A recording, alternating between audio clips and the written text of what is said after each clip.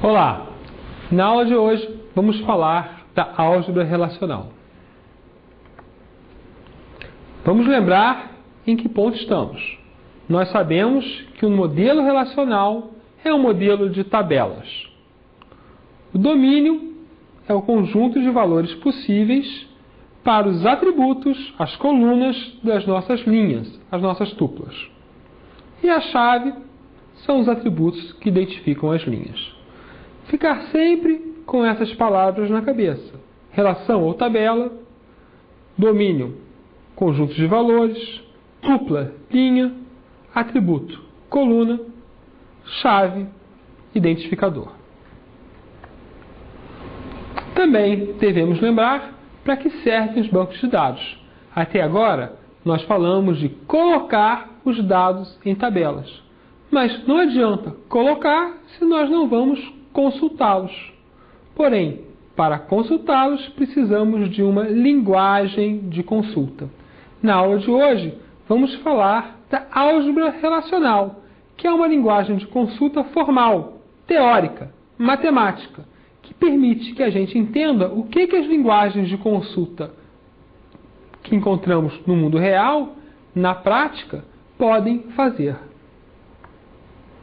A álgebra relacional, então, é um conjunto de operadores que permitem, a partir de tabelas, obter outra tabela. Ela traz tabelas para a tabela, só que essa tabela resultante contém apenas a informação que nós queremos. Ela tem dois tipos básicos de operadores. Os operadores que vêm da teoria de conjuntos.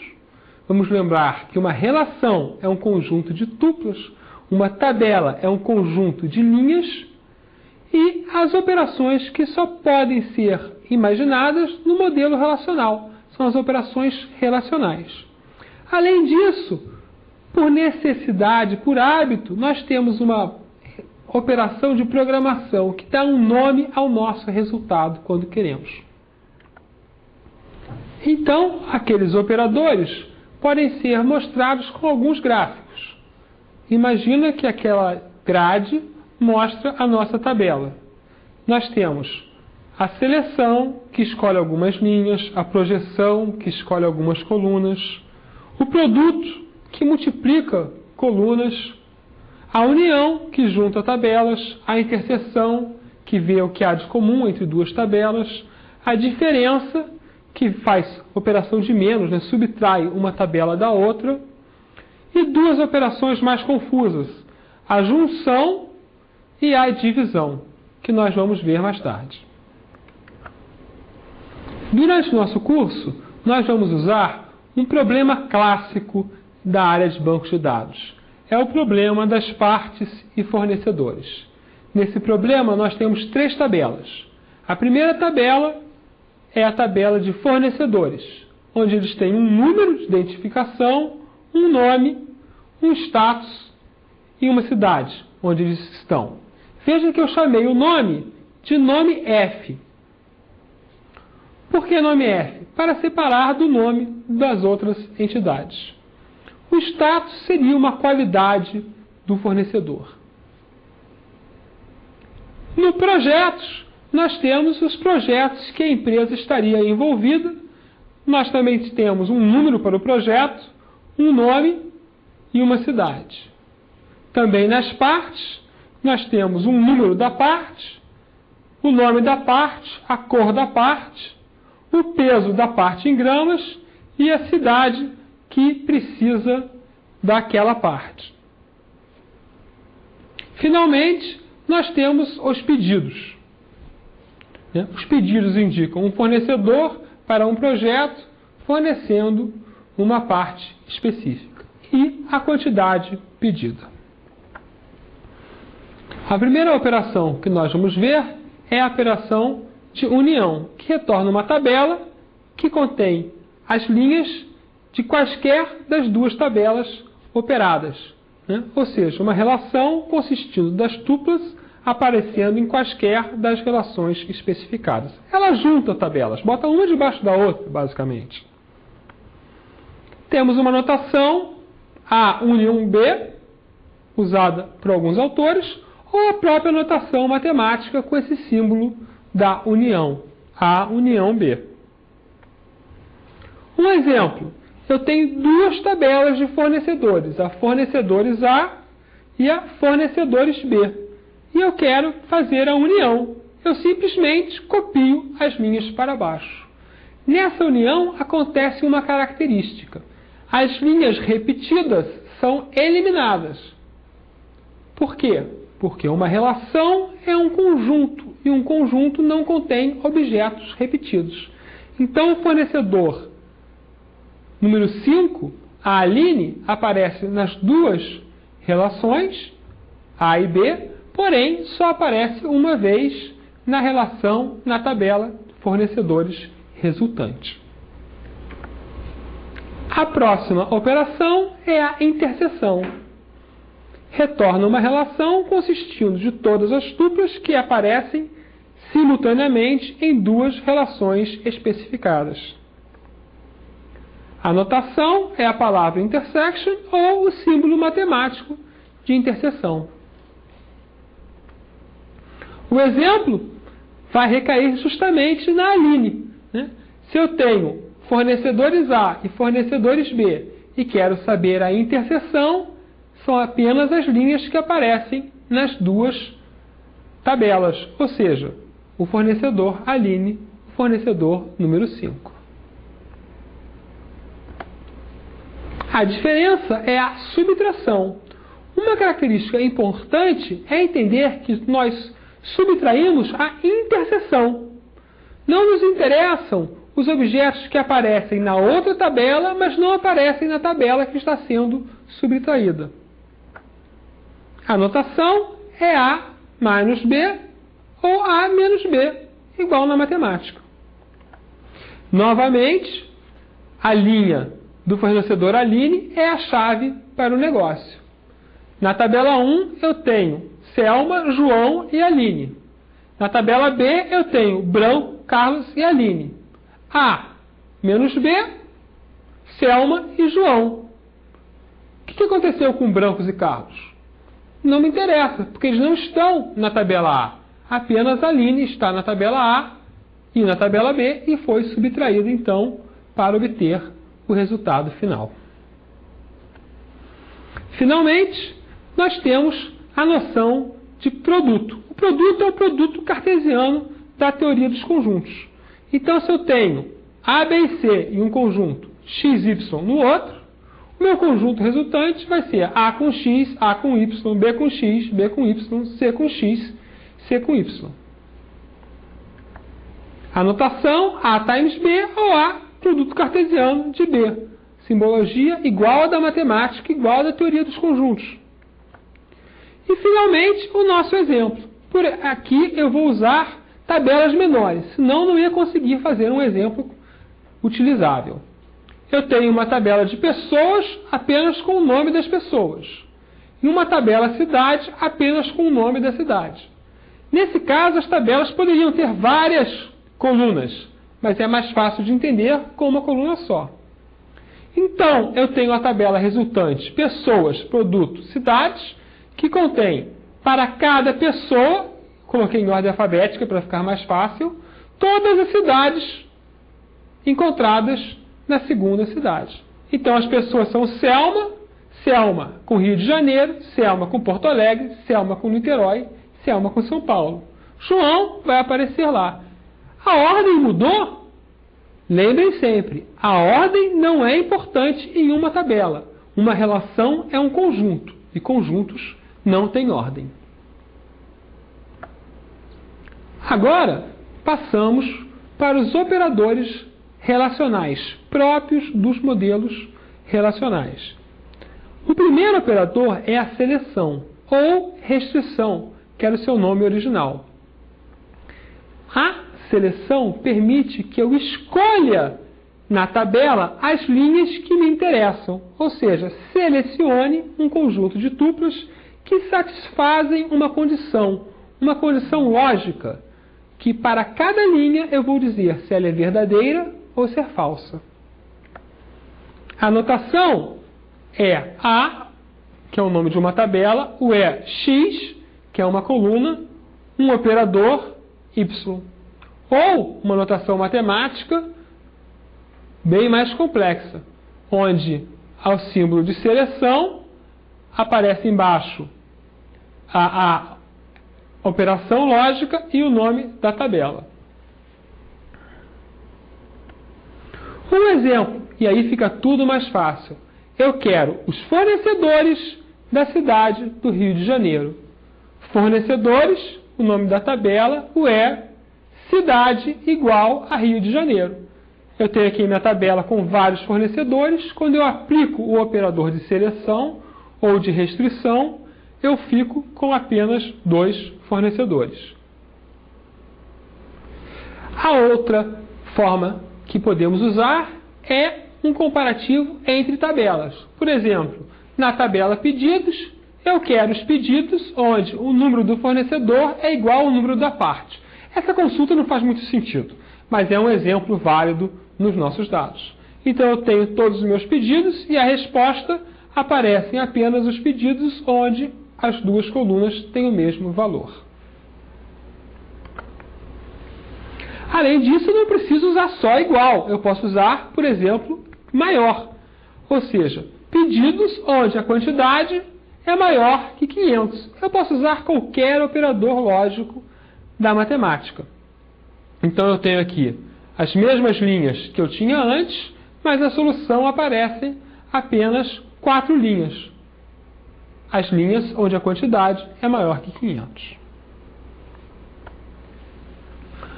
A próxima operação é a operação de projeção.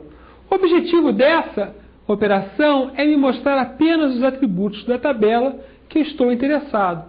Você pode imaginar que no mundo real as tabelas têm muitos atributos e normalmente eu não quero todos. Para pegar apenas os que eu quero, eu faço uma projeção. A notação é o nome da tabela, abre colchete, o nome dos atributos que eu quero, separados por vírgula, fecha colchete. Ou então, P de projeção, com as letras ou os nomes das colunas subscrito e o nome da tabela. Então, o nosso exemplo é muito simples. Pegue a tabela, fornecedores, e me dê apenas 2 colunas, nome F e cidade. Eu tinha a tabela inteira, vai aparecer apenas o meu pedaço da tabela como resposta. Agora, a próxima operação é a junção natural. Ela retorna uma relação consistindo de todas as possíveis tuplas que são uma combinação de uma tupla de uma tabela com outra tupla de outra tabela, com a condição que as colunas de mesmo nome têm que ter valores iguais. Uma junção natural não é uma operação básica. Eu poderia construí-la com o produto cartesiano e uma seleção das linhas onde as colunas têm o mesmo nome. Porém, é uma operação tão importante que ganhou esse status de operação relacional. Então, no exemplo, nós temos uma tabela com 3 linhas e 2 colunas, A1B1, A2B2, A3B3, e outra tabela com 3 linhas, por acaso, não precisa ter o mesmo número de linhas, e 2 colunas, B1C1, B2C2, B3C3. A coluna A, a coluna B e a coluna C. A junção, eu junto os objetos onde a coluna B é comum. Então, A1B1C1, A2B2C2 e A3B3C3. O símbolo é a palavra join ou essa ampulheta deitada. Veja que aqui o exemplo é mais pesado. Uma junção é a operação mais pesada que nós exigimos dos bancos relacionais, porque eles têm que mexer com 2 tabelas, normalmente grandes, fazendo uma tabela maior ainda. Então, nós temos aqui a tabela pedidos e a tabela fornecedores. Normalmente, na junção, eu quero saber quais são os fornecedores para cada pedido, né? Então, faço fornecedores, join, pedido. A coluna com o mesmo nome é num_f. Então, para cada num_f, que só vai existir uma vez a coluna, ele vai colocar os dados de fornecedor no caso aqui os dados de pedido, seguidos dos dados de fornecedor. Basicamente, serve para então descobrir que linhas são relacionadas às linhas da outra coluna. Outra junção possível seria juntar fornecedores com partes. Qual é a coluna comum? A cidade. Então eu poderia estar sabendo quem fornece peças que não são necessárias na cidade onde ele está. Essa tabela me diz isso, a tabela resultante. Então eu tenho a tabela fornecedores, a tabela partes, a coluna com o mesmo nome é a coluna cidade, então por cidade eu vou ter o fornecedor e as partes que estão na cidade daquele fornecedor. Finalmente chegamos à divisão. A divisão é realmente a operação mais difícil. Não tem nem como explicar muito bem ela em palavras normais. A gente precisa partir para uma explicação matemática para ser bem claro. Então suponha que eu tenha duas relações. Uma com os atributos x1, x2, xn e continuando ainda com os atributos y1, y2 até yn. E outra só com os atributos finais daquela relação A, a relação B. Então, y1, y2 e yn são os atributos comuns. A divisão de A por B é o conjunto de linhas com os atributos x1, x2, xn, ou seja, os atributos não comuns, que possuem uma linha com todos os atributos contidos na relação B. Ou seja, vamos ver no exemplo. Vamos ver então no exemplo onde tudo ficará mais claro. Nossa tabela A vai ter duas colunas e a tabela B uma coluna. Essas colunas representam todas aquelas colunas possíveis, mas é mais fácil um exemplo com apenas poucas colunas. Então, a primeira tabela contém duas colunas e 5 linhas: AX, AY, AZ, BX, CY, dividida por uma tabela com apenas uma coluna e 2 linhas. XZ são as linhas. Então, o que eu tenho? Ao dividir A, X, AY, AZ, BX, CY por X e Z, eu tenho que olhar o quê?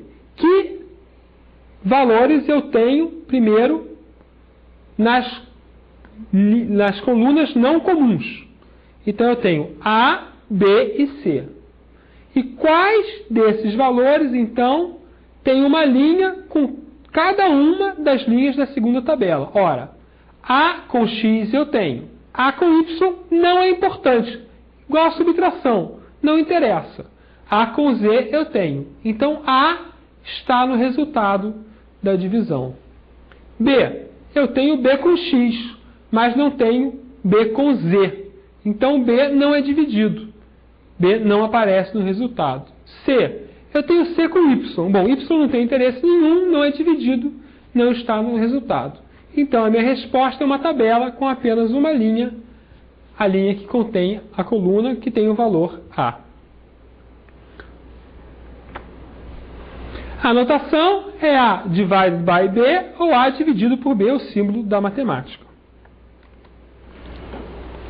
Bom, o nosso exemplo, então, tem duas tabelas. Uma tabela de partes com as cidades e agora eu tenho algumas partes que apresentam em várias cidades. E eu quero saber as partes que apresentam em todas as cidades que eu estou interessado. Eu começo sabendo que no resultado, por exemplo, eu não vou ter aquela linha lá que fala sobre Porto Alegre, porque não é uma cidade que eu estou interessado, não aparece lá na segunda tabela. Eu vou olhar então que linhas? A linha 1, Caixa Vermelha 12 São Paulo e 1, Caixa Vermelha 12 Rio de Janeiro. Todos os valores são iguais, menos da cidade, e essas cidades são exatamente as cidades em que eu estou interessado. Então a linha 1 vai para o resultado. A linha 4, Parafuso Vermelha, 14 São Paulo, e a linha 4, Parafuso Vermelha, 14 Rio de Janeiro, tem a mesma característica. Logo, eu vou também colocar na resposta. Já a linha, que é a última linha da tabela, 6, Alavanca Vermelha, 19, São Paulo, significa o quê? Que eu tenho essa peça em São Paulo, mas eu não tenho no Rio de Janeiro, então não divide, logo não aparece no meu resultado. Então agora nós vamos trabalhar com a última operação, que é a renomear. O objetivo dela é trocar os nomes da coluna para ficar mais fácil trabalhar uma sequência de operações relacionais. Simplifica a notação. A notação é R, o nome de uma relação, rename, A, como alfa, AS alfa, B, S beta. A e B são colunas que já existem, alfa e beta são os novos nomes dessas colunas. O exemplo é muito fácil. Projetos, rename, num PR as num, nome JR as nome. Então nós temos aqui, simplesmente trocamos os nomes das colunas das tabelas. Ficou muito fácil esse trabalho. Chegamos então ao fim das nossas operações da álgebra relacional. Existem, na verdade, operações ainda mais complexas, mas nós não precisamos conhecê-las nesse momento e vamos ver operações semelhantes quando estudarmos SQL. Na próxima aula, nós vamos ver exercícios onde tentamos obter informações das nossas tabelas usando a álgebra relacional. Esses exercícios são muito importantes.